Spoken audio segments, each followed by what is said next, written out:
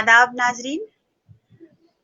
आदाब। तहरीक बकाए उर्दू के इस इल्मी अदबी पेज से आज शाम फिर मैं प्रतिमा सिन्हा हाजिर हूँ हमारे आज के मेहमान को लेकर। आप हैं जनाब ओम अर्श गलमोत्रा साहब।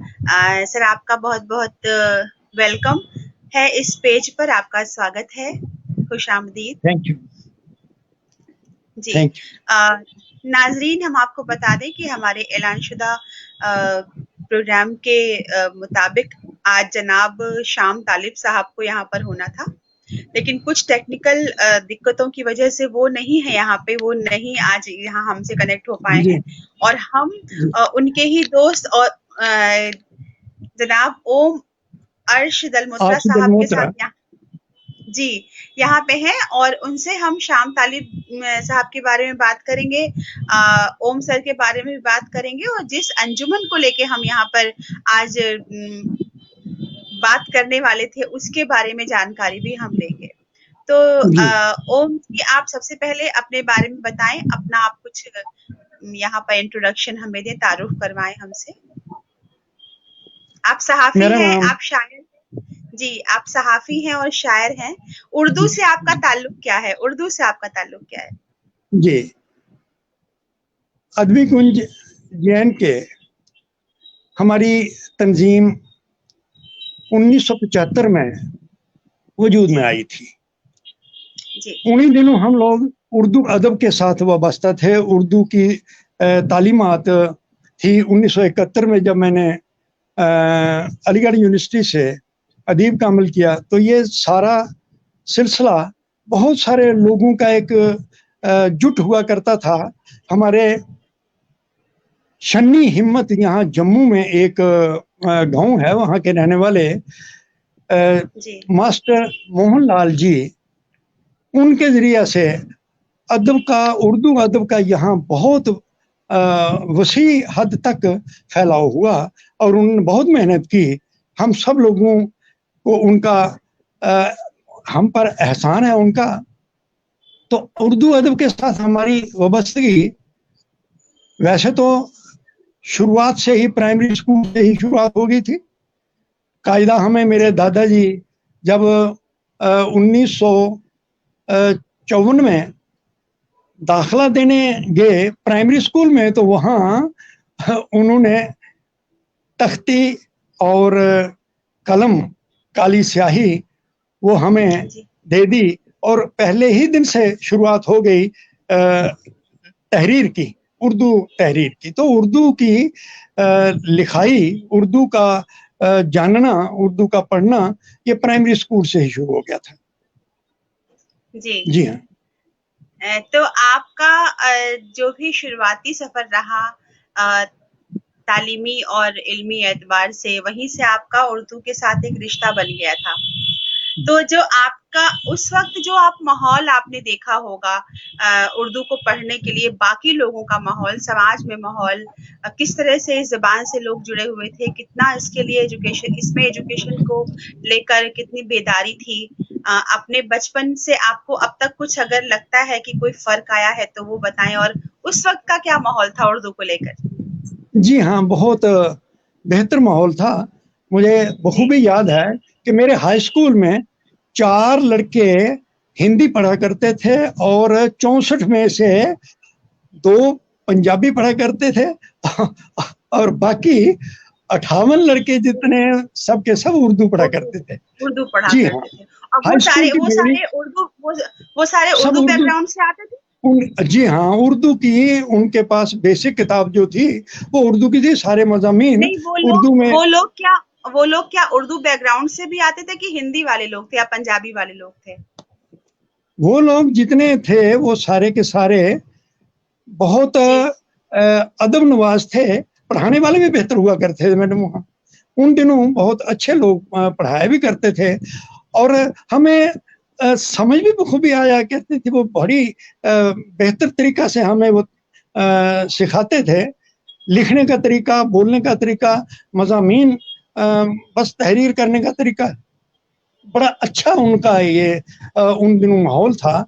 मैं स्कूल में ये बड़े फख्र से कह सकता हूँ कि मेरी राइटिंग उर्दू की अच्छी थी, और जिसको किताबत कहते हैं वो भी मैंने एक अरसा तक की है। बड़ा अच्छा उर्दू में रुझान रहा है, बहुत रुझान रहा है। अच्छा जी, आपका जब शुरुआती पढ़ाई के बाद जब आप अपने हायर एजुकेशन के लिए आगे आए होंगे, तो वो कहाँ से आपने की? और उसका मीडियम क्या था? जी, हाई स्कूल के बाद हमारे परिवारों में ये एक रवायत हुआ करती थी कि इनको एक कोई ना कोई हुनर जरूर सिखाना है। तो वो हुनर के लिए यहाँ जम्मू में JNK मोटर कॉरपोरेशन थी, वहाँ हमें भेज दिया गया। लेकिन मुझे अदब से मोहब्बत थी। मिलाप अखबार उन दिनों बहुत मशहूर हुआ करता था, तो उर्दू में मिलाप अखबार लेकर हमें 2 घंटे की वहाँ छुट्टी हुआ करती थी, खाना खाने के लिए 2 घंटे की छुट्टी, और 2 घंटे के दौरान हम सब लोग कॉरपोरेशन के वहाँ बैठते थे और मैं उनको खबरें सुनाया करता था उर्दू में। उर्दू का आर्टिकल खास तौर पर रणबीर जी का लिखा हुआ आर्टिकल और प्याज के छिलके बहुत मशहूर हुआ करते थे। जी।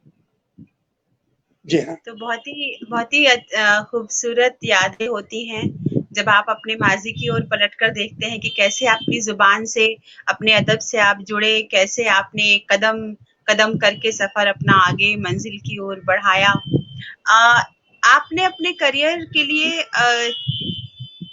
एक सहाफ़ी होना चुना था, या एक टीचर होना चुना था, या एक हाँ, शायर होना चुना था? ये बहुत अच्छा सवाल जी, किया आपने। और कैसे ये क्योंकि चुनाव, ये इंतखाब आपने कैसे किया? ये डिसाइड कैसे किया कि मुझे यही करना दुरुस्त है? बात जी, है। जी हाँ, जी, दुरुस्त बात है। ये मैं अर्ज करता हूँ कि हम यहाँ से निकल के मुझे सरकारी नौकरी में दाखिल होना पड़ा। मेरा डिपार्टमेंट था जियोलॉजी एंड माइनिंग, और वहाँ सेक्शन इंचार्ज के तौर पर काम करते रहे। लेकिन उन दिनों जो बोलता है वही कुंडी खोलता है, उस हिसाब से वहाँ वर्कर्स की यूनियन थी, और यूनियन में मुझे जनरल सेक्रेटरी उन्होंने मुंतखब किया, और जनरल सेक्रेटरी के तौर पर काम करके वहाँ फैक्ट्री एक्ट लागू करवाना, ये कराना, वो कराना, सब कुछ, बहुत कुछ बड़ा अच्छा, वर्करों के हक में बहुत अच्छा काम किया। लेकिन उसके साथ ही साथ मेरा अदब के साथ वास्ता था। 1971 में मैंने एक किताब छापी, जी, ये धार्मिक किस्म की थी, और उसी तरह की 2-3 किताबें और साथ आई, जैसे पुरी के शंकराचार्य, ये जो किताब थी ये धार्मिक गीतों की थी, वेद भजनमाला, वेदों शास्त्रों पर थी वो एक किताब। तो इसके साथ ही मुझे मेरी लगन थी कि मैं टीचर बनूं किसी तरह से। तो मैं नौकरी से लोग इस्तीफा तो नहीं देते, मैंने इस्तीफा देकर नौकरी से टीचर लाइन ज्वाइन की। तो अरे वाह! यहाँ क्या जम्मू बात! में, जी हाँ, हुँ, तो स्कूल टीचर के तौर पर यहाँ काम करते करते मैंने एक अच्छा माहौल पैदा किया, और 1982 में मैंने अपना एक रोजनामा अखबार शुरू किया। इस दौरान मैंने 1971 में अदीब कामिल, 1981 में सत्यार्थ शास्त्री, और इसी तरह के और बहुत सारे इम्तहानात को पास करके मुझे इस बात का फख्र था कि तालीमी तौर पर मैं किसी तरह से भी कम ना हो जाऊं, बोलने में, क्या लिखने बात! में।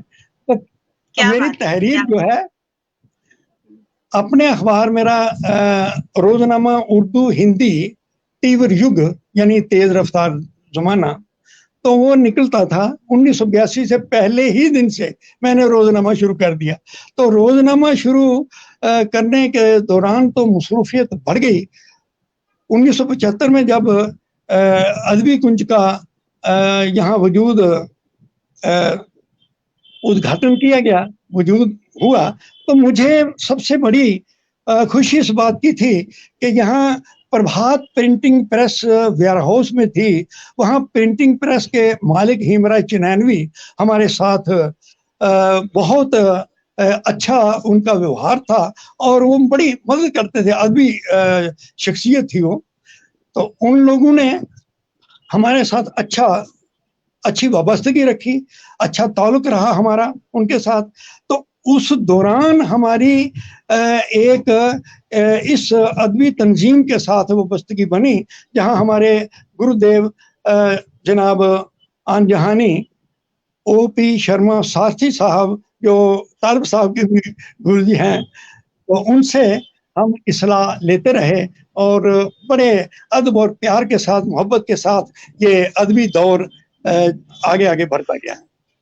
जी, आपने बहुत ही दिलचस्प बात कही है ओम सर, जो बहुत ही कहने बोलने में तो बड़ी आसानी से कह दी गई, उसके माने बहुत बड़े होते हैं कि जो बोलता है वही कुंडी खोलता है। जी, जी। क्योंकि जो आगे रहेगा ज़िम्मेदारी उसको ही दी जाएगी। जी हाँ, जी। जो सबसे ज़्यादा एक्टिव होता है, हम ज़िम्मेदारियाँ अक्सर उसे ही देने की कोशिश करते हैं या उसे ही दी जाती हैं, क्योंकि कहीं न कहीं उसका काम उसके लिए यकीन पैदा कर देता है लोगों के मन में कि ये काम वो कर जी, लेगा। तो जी। आपने शायद जब आप दूसरों के हक में आवाज़ें उठा रहे थे, चाहे वो मज़दूर हों, चाहे वो कोई यूनियन हो, तो आपके अंदर एक सहाफ़ी उस वक़्त कह रहे पनप रहा था, लोगों के हक में बिल्कुल। आवाज़ उठाने वाला। लेकिन जी हाँ, उसके बाद जी। एक बात उससे अच्छी बात एक ये हुई कि आपने कुछ दिनों के लिए कुछ अरसे के लिए अपने लिए एक उस्ताद होने का भी ऑप्शन चुना, क्योंकि उस्ताद जी, होकर यानी टीचर होकर आप चीज़ों को एक अलग नज़रिए से देख पाते हैं। जी हाँ। कि मेरे ऑफ़िस अंजुमन का में, बनना। जी, जी, मेरे जी। अखबार के दफ्तर में जब मेरे पुराने दोस्त कभी वहाँ वार्द होते थे, वो हैरान होते थे कि कलम कहाँ और हथौड़ा कहाँ? वहाँ तो जी, मैंने कहा जी। ये दोनों का मेल है। बिल्कुल, बिल्कुल, इंडस्ट्रीज़ के बगैर दुनिया नहीं चलती है, भारत नहीं चलता है, और बिल्कुल। ये अदब है हमारा, इसके बगैर भी हमारी सारी दुनिया अधूरी है। अदब बिल्कुल, के बिल्कुल साथ सही हमारी बात। वाबस्तगी और इंडस्ट्रीज़ के साथ मेरी वाबस्तगी, वो एक सुनहरी पहलू है। और और तारीख गवाह रही है सर कि हथौड़ा हमेशा मजलूम रहा है, शिकार रहा है जुल्मत का। तो अगर हथौड़ा कलम के साथ मिल जाएगा तो शायद वो बेदार हो जाएगा, फिर उसके खिलाफ यही बात कोई है। आवाज नहीं उठा सकता। तो कलम का सही, साथ सही बात। हमेशा, हर फन में कलम का साथ तो बहुत जरूरी है। जब तक आपका जी, दिमाग ना उतना तेज हो कि आप अपने हक और दूसरों के हक के लिए बात कर सकते हैं। और जी, आज 15 अगस्त है, हम अपनी जश्न आज़ादी को आज हमने मनाया है, और ये एक आज़ाद मुल्क में, एक जमहूरियत में ये बात होती है कि हम अपने हक और दूसरे हक दोनों के बराबर के लिए बात करें, दोनों की बराबरी के लिए बात करें, और अपना ही अपना ना देखें। ये मुल्क सबका है, ये हिंदुस्तान सबका है, तो सबके हक की बात करें। और एक जी, सहाफ़ी अगर उस्ताद भी हो, एक सहाफ़ी अगर शायर भी हो, एक सहाफ़ी अगर हथौड़े की कीमत भी जानता हो, फिर तो वही बात है कि जब तोप मुकाबिल हो तो अखबार निकालो। तो शायद वही ऐसे ही अखबार निकलते हैं जो आवाम के हक में आवाज़ उठाते हैं। तो बहरहाल आपसे बात जी, करके बहुत बहुत ही अच्छा लगा है। और अभी भी आपके जो ऑफिस में आपके जो काम होते हैं, जो अखबार आपके निकलते हैं, आप अंजुमन की जिम्मेदारी निभा रहे जी हाँ। हैं और अखबार की जिम्मेदारी निभा रहे हैं। तो आज शाम, जैसा कि हमारे सामईन अभी जुड़े हैं हमसे, हम उनको बता दें और हम आपको भी बता दें कि तहरीक बकाए उर्दू का जो ये इल्मी अदबी फेसबुक पेज है ओम सर, इसको पूरी दुनिया से लोग देखते हैं, उर्दू अदब से जुड़े हुए, तहजीब व अदब से जुड़े हुए लोग देखते हैं। जी, और अभी फिलहाल आपको देख रहे हैं जनाब मोहतरम मोहम्मद इकबाल साहब, मोहतरम मुबारक हुसैन साहब, प्रोफेसर इरफान आरिफ साहब जो सदर है तहरीक बकाए उर्दू के, मोहतरम डॉक्टर मुश्ताक अहमद वानी साहब आपको देख रहे हैं, खुर्शीद नवाज साहब आपको देख रहे हैं। इसके अलावा जनाब मूल राज साहब आपको देख रहे हैं, नसीम अहमद साहब आपको देख रहे हैं, सलामत हुसैन सलामत साहब आपको देख रहे हैं, शुक्रिया, शुक्रिया। मोहतरमा रूही जान आपको देख रही हैं, और नौशाद बेगम सैयद जी, देख रही हैं आपको। मैं आप सभी का दिल से शुक्रिया अदा करना चाहती हूँ, और जनाब ओम अर्श दल मोत्रा जी की ओर से आप सभी को बहुत बहुत बहुत शुक्रिया कहना चाहती हूँ और आपकी जो अल्फाज है वो उन तक पहुंचा रही हूँ। तो मैं बता रही थी कि हमारे सामाईन, हमारे नाज़रीन जो हमसे रोज़ जुड़ते हैं, उनको ये मालूम है कि आज की शाम हमने जिस मेहमान के नाम की थी, वो थे मोहतरम शाम तालिब साहब, और वो किसी टेक्निकल दिक्कत की वजह से हमसे आज नहीं जुड़े हैं। तो उनके उनके ही नुमाइंदे के रूप में और हमारे आज के खास मेहमान के रूप में जनाब ओम सर हमारे साथ जुड़े हुए हैं। तो सर, आप अब ये बताएं कि शाम तालिब साहब का जो वो है तारुफ है, उनका जो कंट्रीब्यूशन है, उनका जो काम है, उस पे थोड़ा तफसील से हमको आप रोशनी डालें आज की शाम। जी, शाम तालिब साहब एक फकीराना जिंदगी गुजार रहे हैं और वो गजल के जम्मू में बादशाह माने जाते हैं। जी। अदबी कुंज में उनका 1975 से इस तंजीमी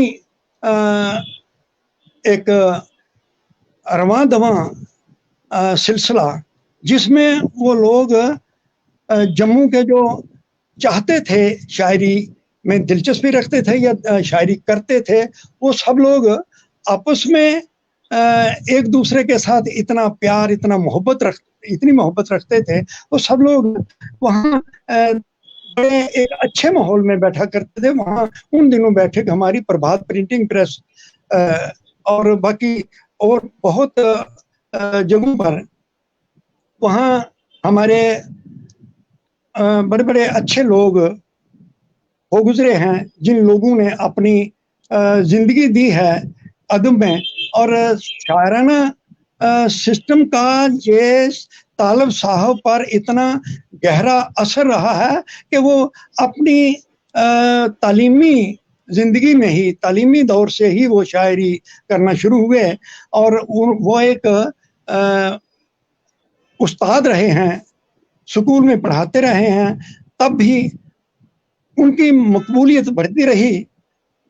शायराना उनकी तबीयत बड़ी कमाल की और बहुत यानी जिंदगी में पैदल चल के, कभी उन्होंने साइकिल तक नहीं चलाई, कभी स्कूटर तक नहीं, कार की बात तो दूर है, लेकिन वो पैदल चलना इतना मुनासिब समझते। आज भी सेहत उनकी ठीक है, लेकिन सिर्फ सादा बहुत हैं और सादगी उनको आज यहाँ तक नहीं ला सकी। उसी सादगी का कमाल है। लेकिन मुझे उन पर फख्र है। वो अदबी कुंज के मुतवातर सदर रहे हैं। मैं उनका चेयरमैन हूँ अब कोई 11-12 साल से। तो मेरी उनके साथ शुरू से 1975 से रही है वाबस्तगी और आज दिन तक तंजीमी तौर पर हम एक दूसरे का जुड़े हुए हैं। हमारा अदबी कुंज का एक ग्रुप यहाँ जम्मू में बहुत सारे साथियों का 40-45 शोरा हजरात और शायरात उसमें होते हैं, शामिल होते हैं और अपनी शायरी के जोहरत दिखाते हैं। उनका बहुत अच्छा प्रभाव लोगों पर है और बहुत उनके कदरदान भी बहुत हैं और उनकी अपनी जिंदगी, सादा जिंदगी ही उनका एक कमाल है कि वो कैसे कैसे अपना वक्त निकालते रहे। आज वो पेंशनेबल हैं, उनका और कोई दूसरा जरिया नहीं हुआ पेंशन के। 2 बच्चे हैं, 2 बेटे हैं, वो भी दरअसल डिपेंड है उन्हीं पर। उनकी एक बीवी है, बेटी एक ब्याह दी है उन्होंने।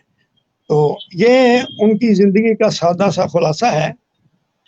तो तालिब साहब और की सुनने में आया है ओम सर की जो अंजुमन है जिसके वो प्रेसिडेंट रहे हैं और आप चेयरमैन हैं, वो अंजुमन लगातार हर हफ्ता प्रोग्राम करती है उर्दू का, अदब का, और लगातार बिना किसी आंधी तूफान से रुके हुए वो एक बहुत बड़ा काम है जिसे हम कह सकते हैं। ये भी एक तहरीक है कि कोई काम लगातार करना बिना किसी चीज से मुतासिर हुए, बिना किसी चीज से परेशान हुए।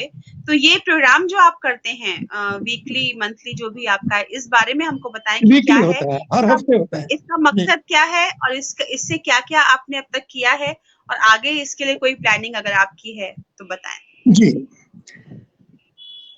इस अदबी कुंज के जरिए से इन दिनों कोरोना का दौर है, तो ये हमारा ग्रुप जो है, इसमें हर हफ्ते मतवातर हर हफ्ते जिस तरह से हमारी वहाँ निशस्त चलती थी, ये तालाब तिल्लो में हमारी निशस्त हर हफ्ते लगती थी जम्मू में, जिसकी हाजिरी कभी 20, कभी 30, कभी 10, कभी 12 इस तरह से हमेशा हुआ करती थी।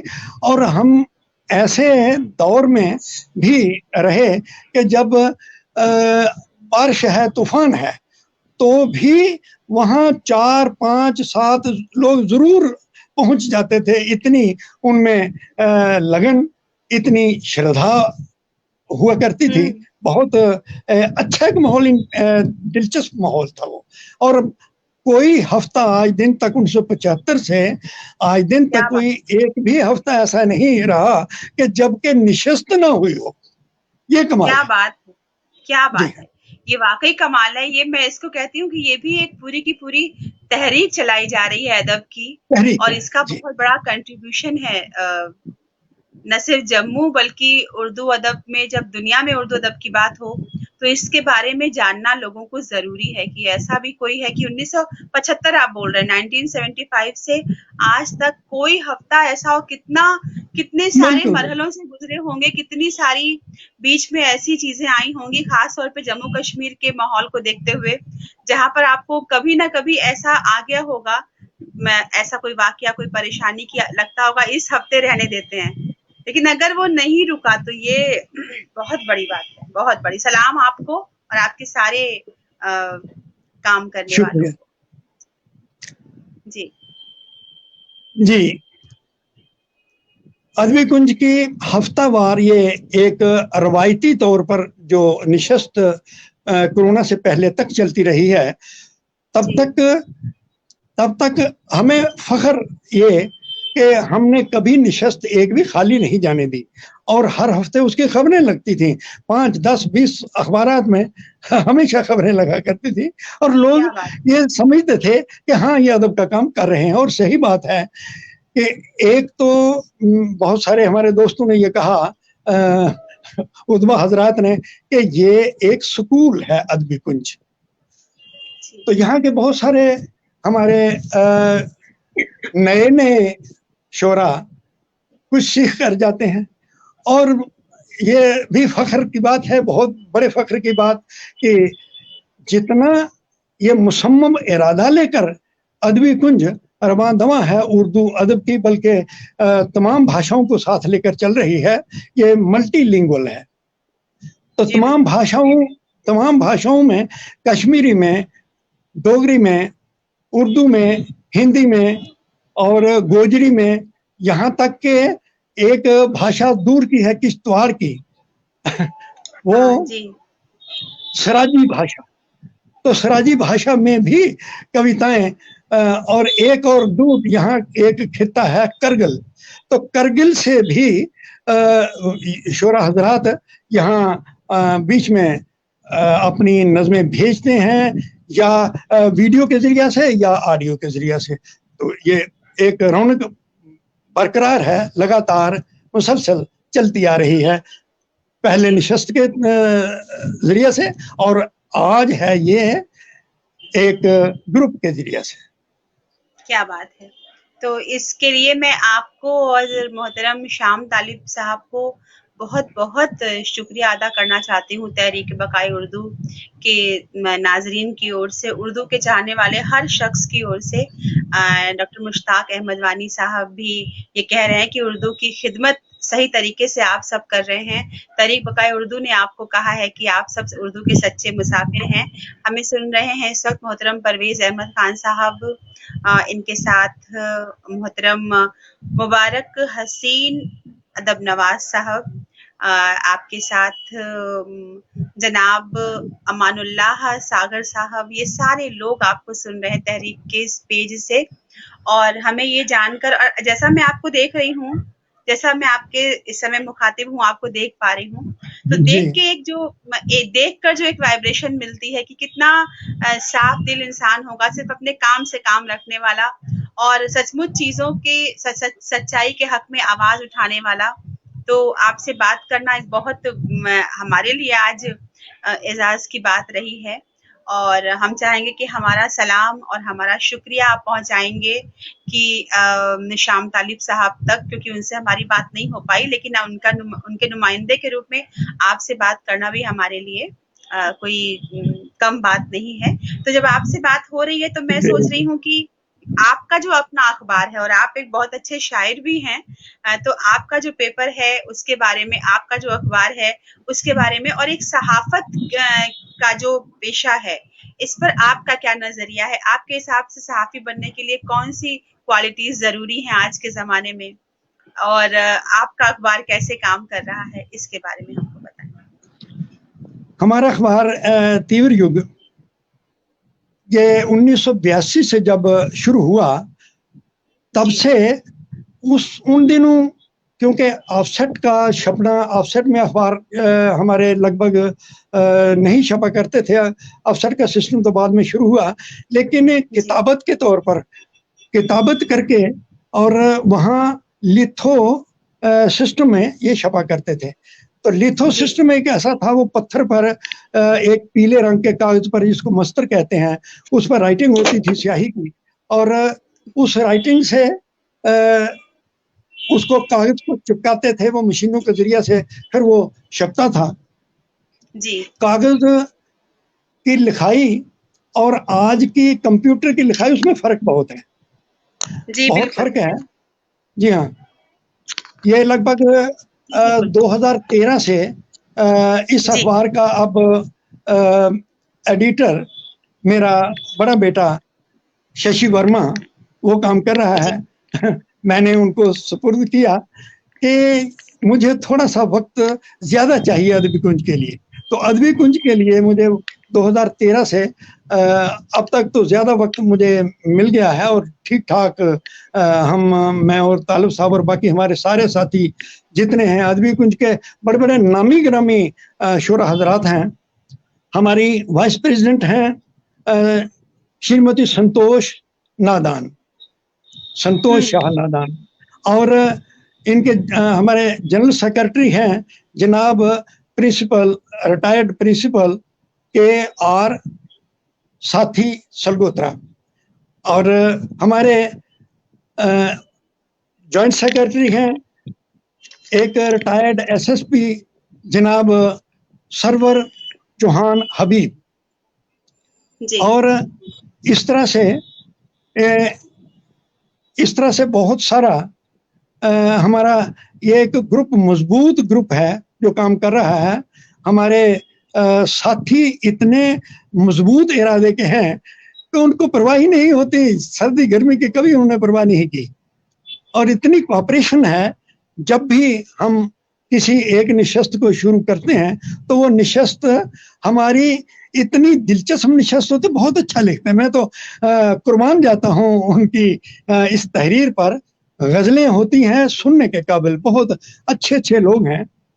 जी, तो मुझे इससे पहले आज के युग में आज़ादी के दिन पर तमाम भारतवासियों को और तमाम हमारे साथियों को बधाई, शुभ शुभ बधाई और मुबारकबाद।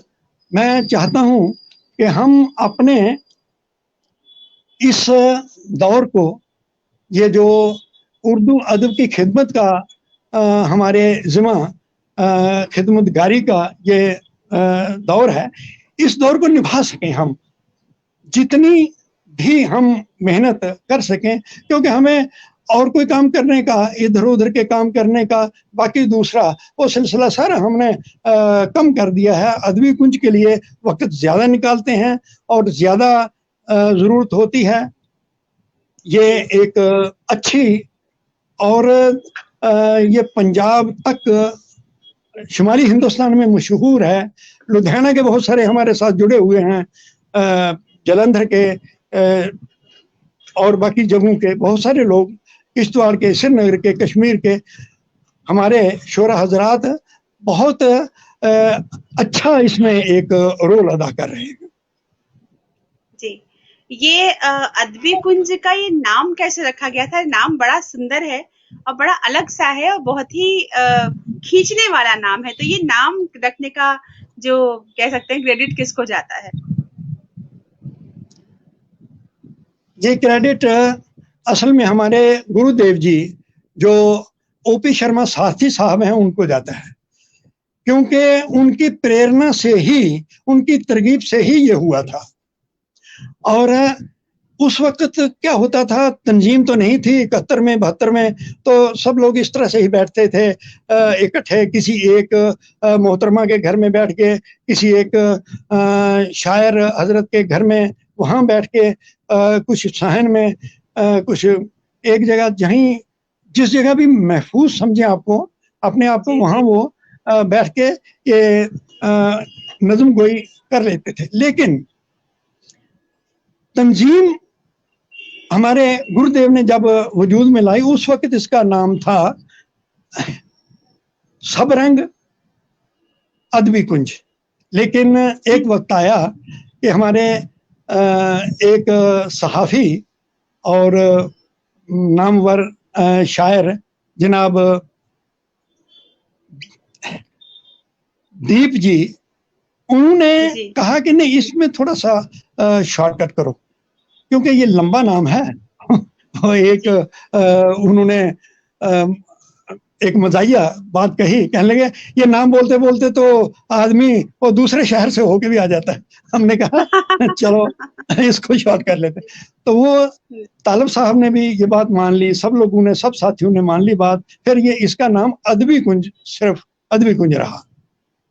बहुत सुंदर। तो अदबी कुंज तब से रवांदवा है और आज के दिन तक ये हमारा अदबी खिदमत का सिलसिला जारी है। और जहाँ तक मेरी जानकारी है ओम सर, अदबी लफ्ज जो है वो उर्दू से आता है और कुंज शब्द हिंदी का शब्द है, और ये दोनों मिलके दोनों भाषाओं का, दोनों का है। मैंने डिक्शनरी देखी है, दोनों भाषाओं का है। कुंज का उर्दू में क्या लफ्ज है? कुंज उर्दू में क्या इसका मीनिंग? हिंदी में इसका अर्थ है एक झुंड, पत्तों का झुंड। और झुंड में जी। तो उर्दू में इसका मतलब वो मिलता जुलता है इसके साथ है कि एक जुट। जी हाँ जी। ये कोई जी हाँ अलग अलग नहीं, दोनों भाषाओं में ये है जी। मतलब ये जिस मकसद से ये आपकी तंजीम चलाई जा रही थी, उसके लिए ये लफ्ज बिल्कुल सही था, क्योंकि ये दोनों जुबानों से आता है, दोनों जुबानों को जोड़ता है, दोनों का जो मानी है दोनों जुबानों में लगभग मिलता जुलता है। और आपका भी जो आपकी जो तंजीम है वो उसका भी यही मकसद है कि जोड़ा जाए अदब के जरिए, शेरो शायरी के जरिए आपस में इंसानियत को बढ़ाया जाए और लोगों को जोड़ा जाए। तभी मैंने कहा बहुत अलग नाम है, बड़ा सुंदर नाम है। अब चूंकि मैं एक सहाफी से बात कर रही हूँ तो मेरा वो सवाल मैं फिर से करूंगी कि आपकी निगाह में, क्योंकि अब आपने 71 की बात की, 1971 जी, उस वक्त से अब तक एक जमाना बीत चुका, तो आपने वो दौर भी देखा है, ये दौर भी देखा है। सहाफत भी बहुत बदली है, वो पैशन से होते होते प्रोफेशन तक आ चुकी है। और अब जो असली मकसद है सहाफी होने का या सहाफत का, वो काफी हद तक इतना बदल गया है कि जमहूरियत में कहते हैं चौथा पाया होता है अखबार, या चौथा पाया होता है लोकतंत्र का, हमारा पत्रकारिता जिसे कहते हैं, सहाफत कहते हैं। वो क्या आपके हिसाब से आज के दौर में क्या हम इस काम को, जो सहाफी हैं, जो अखबारात हैं, वो निभा रहे हैं इस काम को? और अगर नहीं निभा रहे हैं तो आपका क्या कहना है? और एक अच्छा जर्नलिस्ट बनने के लिए क्या क्वालिटीज जरूरी हैं आपके हिसाब से? ये एक बहुत अच्छा सवाल है आपका। असल में क्योंकि आज मुझे वो ज़माना याद है, आजादी मना रहे हैं, जमहूरियत का दिन है आज हमारा, हम मना रहे हैं अपने, तो इसके ये सवाल बहुत जरूरी भी है। मैं चाहती हूँ इसका जवाब आप दें हमें। जी। तो मुझे वहां से बात शुरू करनी पड़ेगी जब हमारी तहरीक वर्करों के हक में जद्दोजहद की थी। तो जद्दोजहद के दौरान इसकी जद्दोजहद की पब्लिसिटी के लिए हमारे उस वक्त के प्रधान हिमराज चिन्हैनवी साहब, उन्होंने अपने नाम पर एक अखबार जहाने मजदूर के नाम से निकाला। तो उसका टाइटल था जहाने मजदूर। तो जहाने मजदूर ये उन दिनों तक चलता रहा जब तक मुझे उस तंजीम के साथ और उस महकमा के साथ वाबस्तगी रही। लेकिन उन दिनों हम ये समझते थे कि ये बहुत इज्जत और ताजीम का पेशा है, बहुत ऑनरेबल पेशा है, और उस ऑनर को देखकर काम करने की सलाहियत अपने आप में पैदा करने के लिए मैं स्कूल में गया था। और स्कूल से हमने स्टाफ जोड़ा। जब डेली अखबार शुरू किया, मैं आपको अर्ज करूं कि वहाँ हमारे ऑफिस में यूपी के और जम्मू के बहुत सारे क्वालिफाइड टीचर्स वो काम करते थे, और ट्रांसलेशन का काम कर रहा है, कोई दूसरा काम कर रहा है, कोई दूसरा काम कर रहा है, सब अपना अपना काम कर रहे हैं। क्योंकि उर्दू और हिंदी में 8-10 पेज का अखबार निकलता था उन दिनों, और कोई बड़ी बात नहीं थी वो हमारे लिए, क्योंकि स्टाफ हमारे पास, और वो सब के सब बगैर तनख्वाह के काम करते थे। ये बड़ी हैरत की बात है, तनख्वाह के बगैर वो लोग इतनी मेहनत देते थे। जी बिल्कुल बिल्कुल। जी हाँ, वो सिर्फ इसलिए कि ये पेशा ऑनरेबल है, इस की ऑनर में वो अपनी मुफ्त की मेहनत दिया करते थे। और वो भी अदबी मेहनत थी, ट्रांसलेशन करना खबरों का। खबर आती थी, अंग्रेजी की खबरें ज्यादा आती थी, उनको उर्दू और हिंदी दोनों भाषाओं में हमें ट्रांसलेट करना पड़ता था। तो ट्रांसलेट करके हम दोनों अखबारात में लगाया करते थे।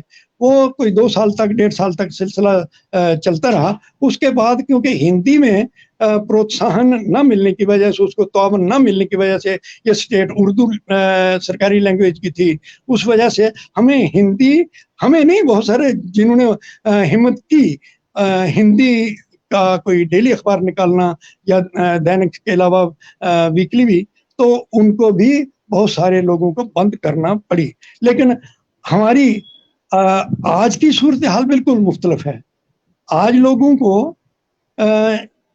उर्दू कम और हिंदी ज्यादा आती है जम्मू खिता में, और कश्मीर खिता में हिंदी कम और उर्दू ज्यादा आती है। बल्कि हिंदी बराए नाम समझिए, लेकिन उर्दू के बहुत उर्दूदान वहाँ हैं, और उर्दू का एक अच्छा खासा नाम है कश्मीर में। लेकिन उर्दू अंग्रेजी के अखबारात निकलते हैं। आज तो उन दिनों 7 अखबार थे जब मैंने डेली शुरू किया। आज मैडम यहाँ बहुत आप हैरान होंगे कि 150 के करीब डेली अखबार है। और फिर भी जी हाँ, और जब अफराद जर हो जाए तभी नाकदरी होती है, और अफराद सहाफत होगी तभी नाकदरी होगी। तो ये भी हाँ जी, तो ये एक दौर, ऐसा दौर देखा है जिस दौर में मुश्किलात के तो अंबार थे, लेकिन उसमें मुसम्मम इरादा वो हमारे काम आया, और आज दिन तक हम ये समझिए कि जिंदा हैं और काम कर रहे हैं। चल रहा है सिलसिला, रवां दवा है, अदब का भी और सहाफत का भी। बस सिलसिला ऐसे ही चलता रहता है। मुझे एक शेर याद आ गया आपकी ये बात सुनकर, कि कभी तो यूं हो कि दोनों का काम चलता रहे, कभी तो यूं हो कि दोनों का काम चलता रहे, हवा भी चलती रहे और दिया भी जलता रहे। तो हालात अपने हिसाब से होते हैं, हम काम करने वाले अपने हिसाब से काम कर रहे होते हैं। सर आप एक शायर भी हैं, और एक शायर से बात करते वक्त हम उसकी शायरी ना सुने, गजलें ना सुने, कलाम ना सुने, तो वो कुछ अधूरा हो जाता है सारा कुछ। तो अपनी कुछ गजलें या कलाम हमें आप सुनाएं, आपसे गुजारिश करूंगी मैं तहरीक वकाई उर्दू के सामीन की ओर से। अब चूंकि मैं अपने दफ्तर से थोड़ा बाहर हूँ लेकिन फिर भी मेरी नज़में अमूमन इनकलाबी किस्म की हुआ करती थी। जी। आ रहा है नौजवां एक इनकलाब आने को है, गा रही है हर ज़बां एक इनकलाब आने को है, आने वाली नेमतें पीरो जवां पे हैं आया, आने वाली नेमतें पीरो जवां पे हैं आया, कह रहा है आसमां एक इनकलाब आने को है, इस तरह का था। वाह। मैं डोगरी में भी लिखता रहा हूँ, अच्छा खासा डोगरी में लिखा है। डोगरी में आपकी आप आपकी अपनी मादरी जबान, आपकी अपनी मादरी जबान पंजाबी है? नहीं, मेरी लिखने में उर्दू, हिंदी, डोगरी और पंजाबी, ये चारों भाषाओं में मेरे पास लिखा हुआ है। और बल्कि आपकी मैंने आपकी मादरी जबान क्या है? मादरी जबान डोगरी है मेरी। डोगरी है, जी जी जी जी हाँ, जी मादरी जबान डोगरी जी है। जी। और तो आप, जी डोगरी में जी मुझे ओपी शर्मा सारथी साहब की भी प्रेरणा मिली। उनसे पहले मुझे एक यश शर्मा रेडियो के अनाउंसर हुआ करते थे, बहुत मशहूर, बहुत अच्छे नेक सीरत इंसान थे वो। उन्होंने एक बार मुझे ये बड़ी अच्छी तरगीब दी। वो कहने लगे, आप लिखते उर्दू में है और बोलते डोगरी में है। मैंने कहा हाँ, डोगरी तो मेरी मातृभाषा। तो फिर आप डोगरी में भी लिखा कीजिए। जी, मैंने कहा बात बिल्कुल। तो दुरुस्त है आपकी, ठीक है, अच्छा मैं करूंगा। तो उन दिनों जी। सेहरे लिखा करते थे, और मैंने अपनी शादी का सेहरा 1966 में खुद लिखा। शादी पर 66 में शादी हुई, और सेहरा खुद लिखा। और मेरे एक चचाजाद भाई ने, वो अच्छा गायक था, उसने बोला था वो क्या मेरे बात ससुराल है! में जाकर। डोगरी तो डोगरी इस में मैंने डोगरी ज़बान में मैंने पद्मा सचदेव जी को की जी कुछ जी कविताएँ हाँ सुनी थी। पद्मा सचदेव जी हाँ। की कविताएँ, जो उन्होंने कुछ उसको तर्जुमा भी हिंदी में करके सुनाया था और उर्दू में, तो मैंने उसको जब भी सुनती हूँ तो मैं उनका नाम जानती हूँ कि काफ़ी बड़ी हस्ती हैं वो डोगरी में लिखने वाली। मैं तर्जुमा भी और बताऊंगा लोग, इसका। जी, मैं डोगरी के चंद अशार पेश करता हूँ, और इसका जी बिल्कुल। तर्जुमा भी मैं पेश करूंगा। जी, बिल्कुल। डोगरी में एक मुश्किल तरीन सूरत हाल जब कोई देख चुका हो, हुँ, तो उस सूरत हाल से निपटते हुए कोई एक शख्स जब अपनी सख्त तरीन अपनी मेहनत के बाद वो एक बहस चल रही थी, उसमें मुझे शायरी में जवाब देना पड़ा। जी। आतू की दसा मेहनत कुछ ही आख देने ते एक केड़ी चीजा दा ना। आतू की हुँ, दसा मेहनत कुछ ही आख देने ते एक केड़ी चीजा दा ना। परसा कुत्था डुल्ला पानी दा थारा है, ते लहू कुत्था डुलदा है परसे दा थां।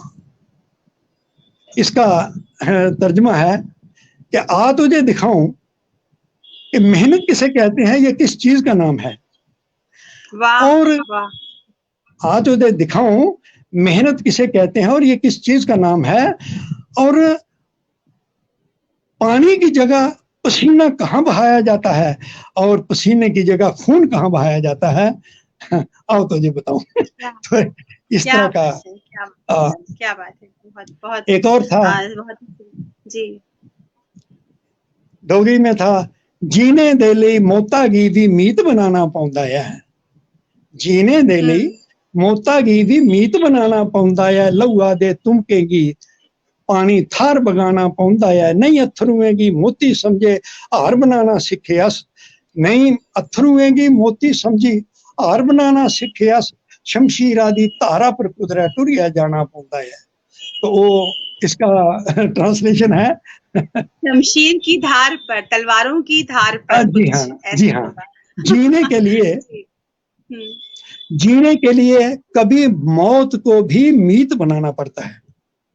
हुँ, जीने के लिए कभी मौत को भी मीत बनाना पड़ता है। और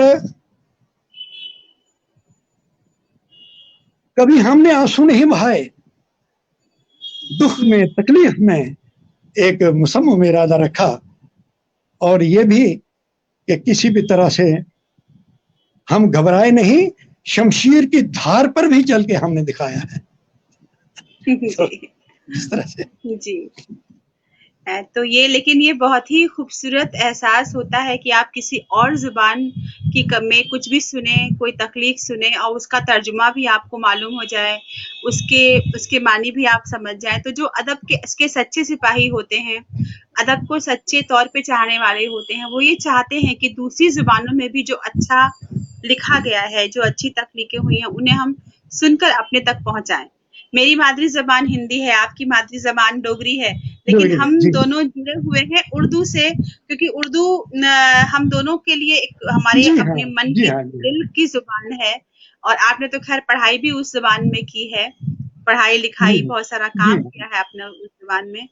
तो ये एक बहुत बड़ी बात है और बहुत ही जिसे कहना चाहिए कि तहरीक के जो मानी होते हैं, वो कुछ जी ऐसे ही होते हैं कि जब हम कोई काम करने की धुन पकड़ लें और कमर कस लें और चलते जाएं। सबसे बड़ा तो मुझे लगता है कि अगर कहीं कोई रिकॉर्ड बनाने वाली बात होगी बिना रुके बिना टूटे कोई सिलसिला, तो 75 से आज तक जो आप हर हफ्ते अदबी कुंज का प्रोग्राम कर रहे हैं, वो अपने आप में एक रिकॉर्ड होगा सर। इससे कहीं ना जी। कहीं दर्ज होना भी जरूरी है। ये तालब साहब की तो मैं बहुत ज्यादा मेहनत, अनथक मेहनत का नतीजा है। जी तालब बिल्कुल साहब ने बिल्कुल इस कदर मेहनत की है, इस कदर मेहनत की है। सब लोग कहते हैं कि ये फकीर शायर है। जी बहुत मेहनत जी की है बिल्कुल मैंने। हाँ, बहुत जी मेहनत जी की। बिल्कुल। और हम उनकी उनको बार मेहनत बार पर सलाम कहते हैं। हमें नाज है, उनकी मेहनत पर हमें नाज है। और हम जी अपने प्रोग्राम में हमारा जो आज पहले से तय प्रोग्राम था, शाम तालिब साहब ही उसमें मेहमान थे। हम बार बार आज भी अभी भी वो हम उन्हें याद कर रहे हैं, उन आपके जरिए उनकी हम बातें कर रहे हैं। और मैं बार बार तहरीक की ओर से जनाब शाम तालिब साहब को शुक्रिया अदा करना चाहती हूँ कि उनका जिक्र हुआ, उनकी बातें हुई, उनके जरिए हम आपसे मिल पाए। और थोड़ा बहुत चूंकि वो आपने कह दिया कि वो फकीर फकीर किस्म के इंसान हैं, तो जी ऐसे लोग दुनियावी दुनियावी टेक्निक से थोड़ा दूर ही रहते हैं।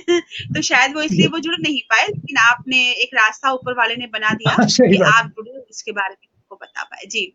तो सर इसके पहले कि प्रोग्राम हमारा खत्म हो, आज 15 अगस्त है और मैं और आप बैठ के प्रतिमा सिन्हा और ओम अर्श दलमोत्रा साहब बैठे हैं उर्दू के बारे में बात करने के लिए। इससे खूबसूरत तस्वीर हिंदुस्तान की हो नहीं सकती।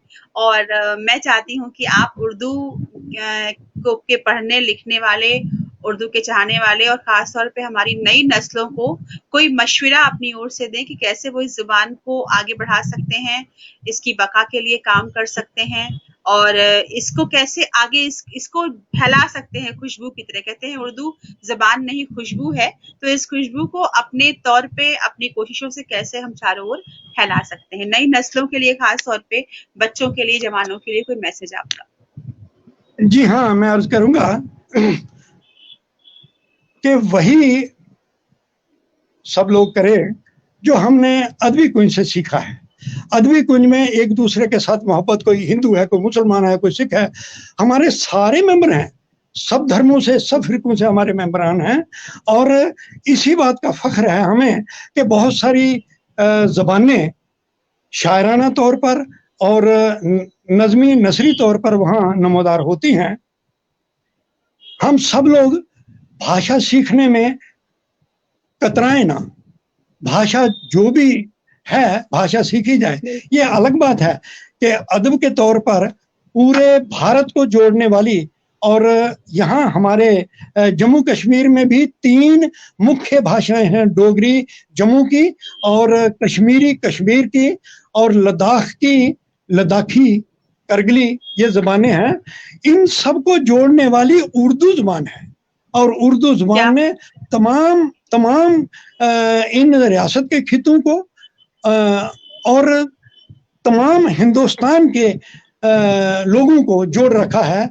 ये बल्कि मैं तो कहता हूँ कि ये आलमी सतह पर लोगों की अवामी मुलाकातों का एक सबसे बेहतरीन जरिया साबित हुई है। अदबी कुंज अदब का ये माखज़ है, अदब की पहचान है, और अदब इसके जरिया से ज़्यादा फैले। मैं सबसे यही दरख्वास्त करूँगा, सबसे यही मैं खुदा से भी दुआ करूँगा, इल्तिजा और जी सबसे बिल्कुल यही बिल्कुल। यही इस्तदा करूँगा कि आप सब उर्दू अदब के समेत तमाम भाषाओं को, अपनी अपनी भाषाओं को भी आप फैलाएं और उर्दू अदब को आप अच्छी निगाहों से देखें और इसको जहां तक मुमकिन हो सके कायम रखें। जी, यही मेरा बहुत-बहुत शुक्रिया सर। आप और सबसे हमारी दुआ यही होगी निवेदन है।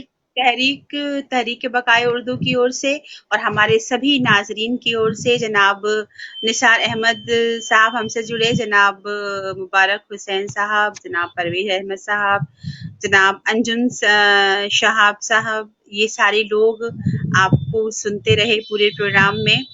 इन सब की ओर से हमारी दुआ होगी कि आपका जो ये 75 से चला आ रहा है सिलसिला हर हफ्ते प्रोग्राम करने का, जम्मू कश्मीर और लद्दाख तीनों खित्तों में उर्दू ही रब्ते की, बिल्कुल सही बात है, ये कहा है ओम सर ने। तो हमारी दुआ ये है कि आपका ये जो 1975 से सिलसिला चल रहा है वो इंशाल्लाह चलता रहे, कभी ना रुके, चाहे आंधी आए, तूफान आए, कुछ भी हो। अदब की ये तहरीक चलती रहे, चलती रहे और चलती रहे। और आपकी जनाब शाम तालिब साहब की, आप सभी उर्दू के सिपाहियों की उम्र दराज हो और हम चाहते हैं कि आप ऐसे ही न सिर्फ उर्दू की तहरीक को आगे बढ़ाएं बल्कि अमनो मोहब्बत की, दोस्ती की इस जो आपकी कोशिशें हैं इसको और इस पैगाम को जम्मू कश्मीर, उसके बाहर पूरे मुल्क में और मुल्क से भी बाहर पूरी दुनिया में, पूरे आलम में आपका ये पैगाम पहुंचे और हम एक जरिया अगर बन सकें तो ये हमारी खुशनसीबी होगी। सर, हमने आज बात की जनाब ओम अर्श दलमोत्रा साहब से। हमारे आज शाम के मेहमान थे जनाब शाम तालिब साहब, लेकिन उनके नहीं आने की वजह से, टेक्निकल परेशानियां होने की वजह से उनके नुमाइंदे के रूप में उनके साथ अदबी कुंज में को आगे बढ़ाने वाले जनाब ओम अर्श दलमोत्रा साहब हमारे बीच थे। थैंक यू सो मच, बहुत बहुत शुक्रिया आपका। हम आपके ममनून हैं और आपको बहुत बहुत धन्यवाद देते हैं, शुक्रिया कहते हैं। सामीन, हम कल हम आपसे फिर मिलेंगे अपने इस प्रोग्राम में। तब तक अपना ख्याल रखिए। अल्लाह हाफिज।